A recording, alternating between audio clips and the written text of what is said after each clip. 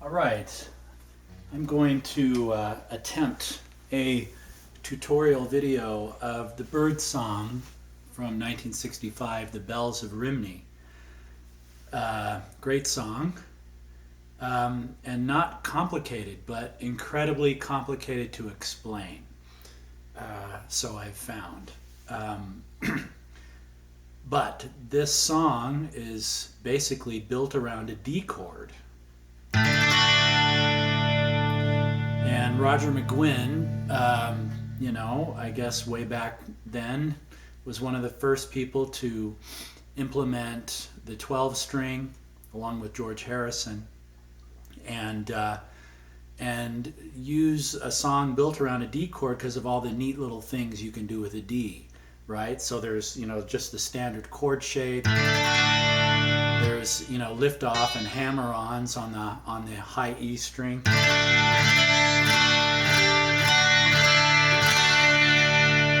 That we all know so well, right? And then there's A, things you can do with A also. Anyway, so the Bells of Rhymney is really built around a D chord. And it uses this down, up, down, up, down, up picking style, which is something you can do with a flat pick, by the way. And we're going to be using a flat pick today and finger picks on the middle and opposite ring finger on the right hand for the solo part. But you could flat pick the whole thing if you wanted to. But yeah, so flat picking. Let me just play the intro, and it also serves as the verses. It's basically the whole song. It goes like this.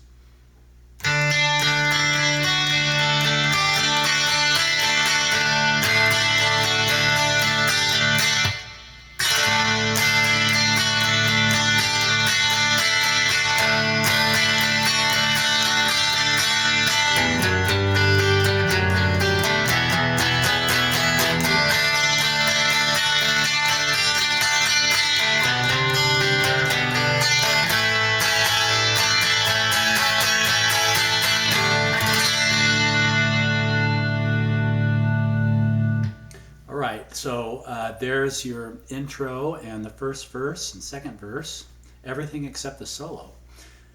The way he does that, again, we're here with the D chord, and we're going to emphasize the D string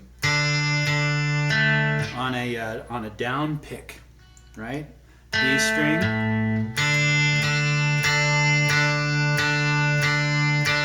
That serves as your bass drone throughout the whole song. And then you come up with an up pick to pick out the melody notes.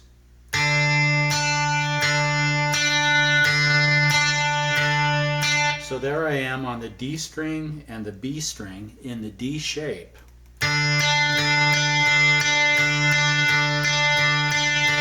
And that's the basic rhythm you're looking for this whole song.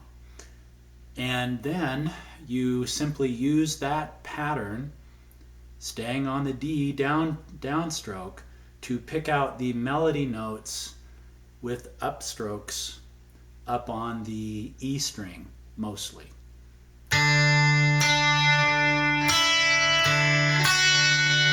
So notice there I just pulled off on the high E string at the second fret and then went back on.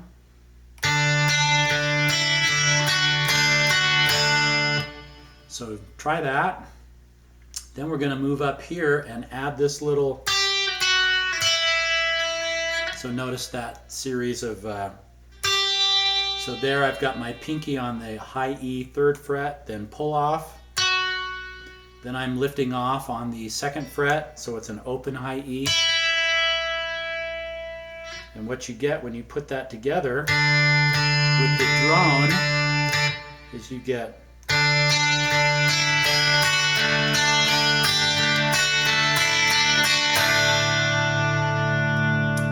I think it sounds really good to hit that open A with the D on every fourth measure.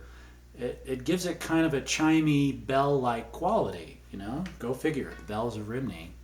Really nice technique here to emphasize the subject matter of the song. Then, of course, you saw me do the down, kind of a, I guess this is kind of a Tom Petty move. He did a lot of this kind of thing. So, so here we're just doing a walk up on the low E string. So let's stay in the D shape, right? Then we're going to come down. Let's see how I do that. When you break it up like this and slow it down, your brain kind of forgets what it's supposed to do. Let's see.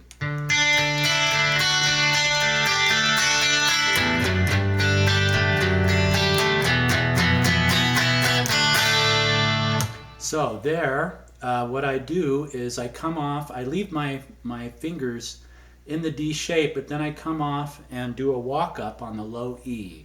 That's an open low E. Now E at the 2nd fret, E string at the 3rd fret, and then,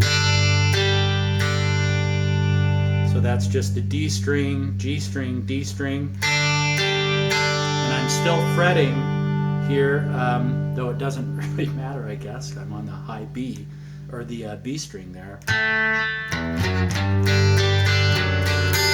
Into an E minor shape, and really McGuinn just does kind of passing chords here, but what I do is I just use my index finger and play an E minor, and keeping this ring finger on that B string 3rd fret gives it a really nice sound.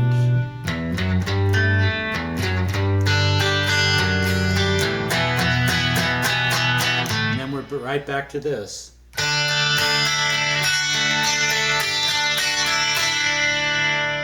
Then the next time around we use that same strategy but on the A string.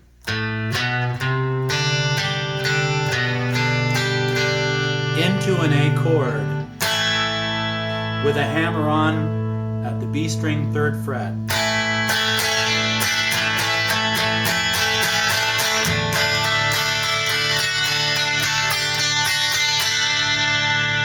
Now go straight into a G.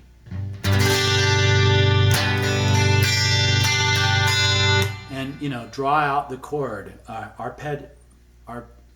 Is it arpeggio? I always call it the island chain, the wrong thing. But you draw out the G. So let's see how that goes.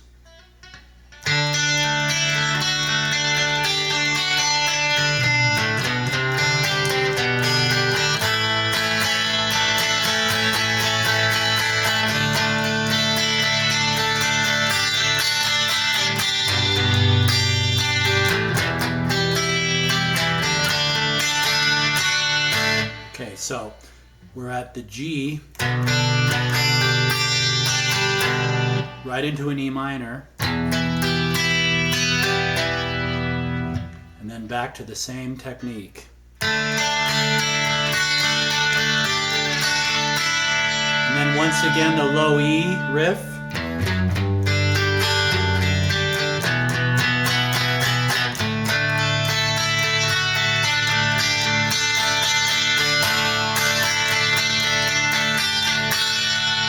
So the next thing in the song is the solo. So you've just learned the intro and the verses. Again, all built around a D chord using the low E string for the walk up or the A string for the walk up. Really cool stuff, simple stuff, but really cool sounding. Okay, solo. And for the solo, I think I'm going to move the camera position. Let's see if I can get you a better view of this. And I understand you're going to be looking down my fretboard. Let's see if I can get you low enough here. So you won't be looking head on at my fingers. Sorry about that. I'm trying to get it so you can see what I'm doing with the left hand and my right hand. Okay? So the first chord of the solo is here at the 5th fret, high E, and the 7th fret, the G and the B, and we have this chord. The next chord of the solo is just lift up, keep your high E at the 5th, and then just bar the G, B, and E. And then we're back here. So the way this goes, and I'm going to do this slowly and see if I can get this right, slowing it down.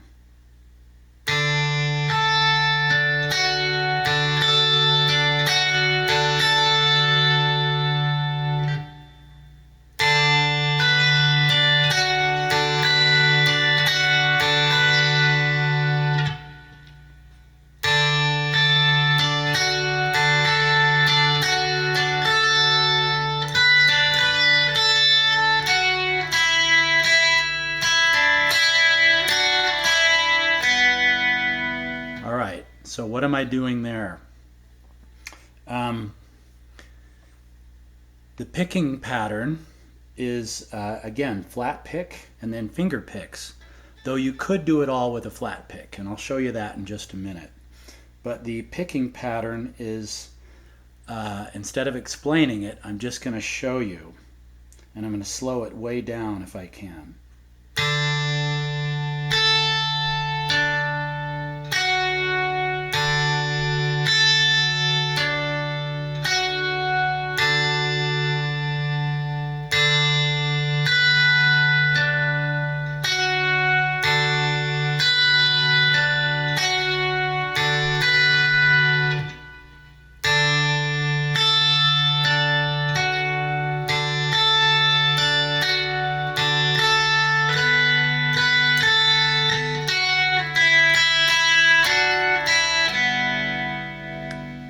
Okay, so hopefully you could see that. Instead of explaining it to you, I'm just showing. It's with your flat pick, and then with your fingers, you just fill in the spaces. So once again, and hopefully you can see that.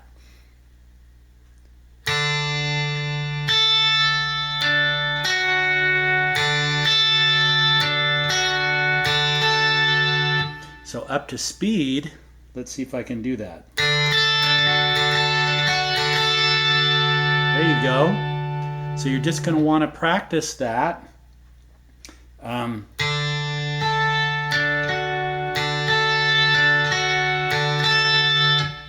Okay. So the next chord in the run is here at the 7th fret in a D shape. It's this chord.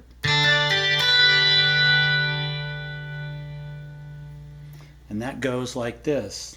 So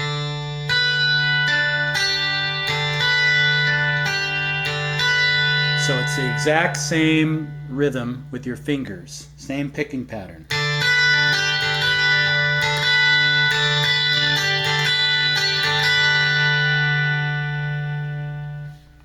The next chord is up here at the 12th. The 12th. You're going to want to bar the G, B, and E string, and then come up here to the 15th, and you get this chord. Okay, and it's the same picking pattern again.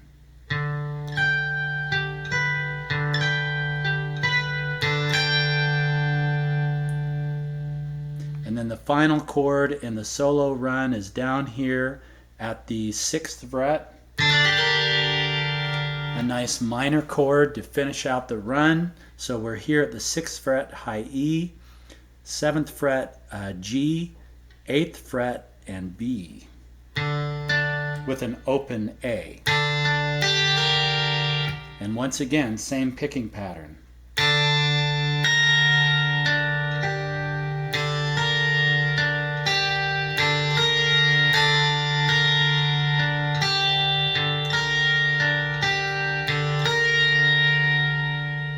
Then we're right back into this stuff that you'll recognize.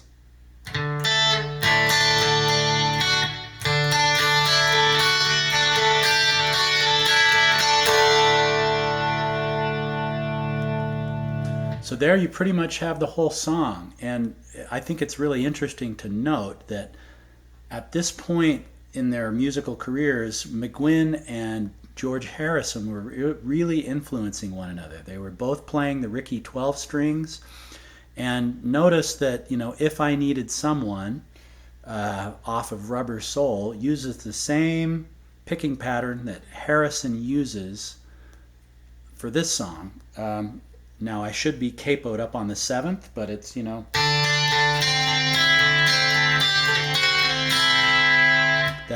that down, up, down, up, down, up, down, up. Really versatile, really cool picking pattern.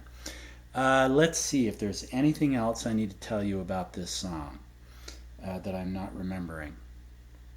Oh, I said you could play the solo with a flat pick, and you can. It looks like this. So again, we're here. Okay, so instead of using the fingers and the pick, we're just going to go like this. So let me slow that down for you big time. Hopefully you can see that, right? Let's see.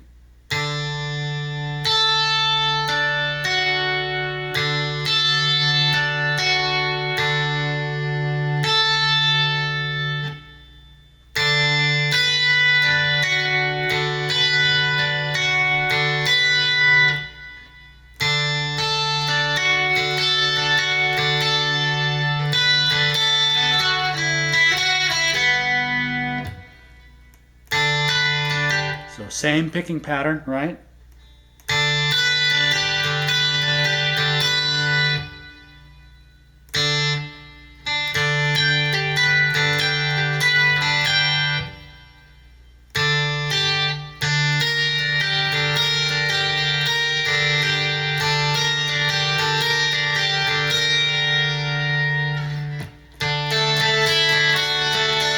So a couple mistakes there, but you can see you don't have to finger pick with your fingers like McGuinn does. You can, just takes a little practice. The down, up, down, up, down, up, down, up. Really nice move to learn.